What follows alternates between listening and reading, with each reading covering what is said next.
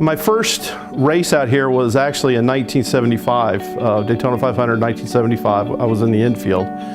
My first race in the grandstand was 1976 Daytona 500. And that pretty much set the bug in me. And I've been, for a while there in the early 70s and 80s, or late 70s and 80s, I was coming out to every, Daytona 500 and at the time, Firecracker 400. But, once it got in my blood, especially that 76 Daytona 500, I've been a NASCAR fan ever since.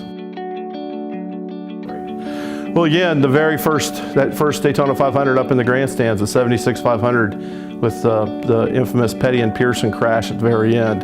I mean, I can almost remember it like it was yesterday. I was sitting down just to the west of the start-finish line, the old Fireball Roberts grandstands, and watching Richard and David duel going through that third and fourth turn. As they come out of the fourth turn, they only have about 750 yards to go. Oh! It's a main straightaway. They did hit. Now he smashes into the wall. Will he come across the start-finish line? I really thought Richard was going to get around him, and then they both started spinning, and from my angle it looked like Petty had come across the start-finish line, but he hadn't, and unfortunately Pearson kept running and he got across it. But that is probably my most fondest memory of Daytona, is that very first race. Yeah, the 1984 Firecracker 400, which was Petty's 200th win. That race I was sitting down on the other end of the track in the Oldfield grandstands, and it looked almost like what happened with David and Petty in '76, but now it was Cale Yarborough and Petty, and Petty came, they both came into turn 3 and 4, and Petty dove to the inside just like he did in '76. Nobody knew what had happened. Nobody knew, did he win or did he not win, but they came over the radio and said that, give it to Petty. And of course, I started jumping up and down. I think everybody thought I was crazy at the time. That was a cool event because President had never come into Daytona, at least while I had been alive. And President Reagan flew in, Air Force One. You could see it, over the backstretch landing.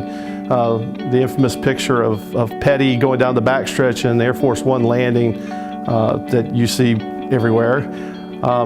But then, to have him here and him calling the race, and then it being Richard's 200th victory, really just made that day a big day, or like I said, my second most memorable day here at the Speedway.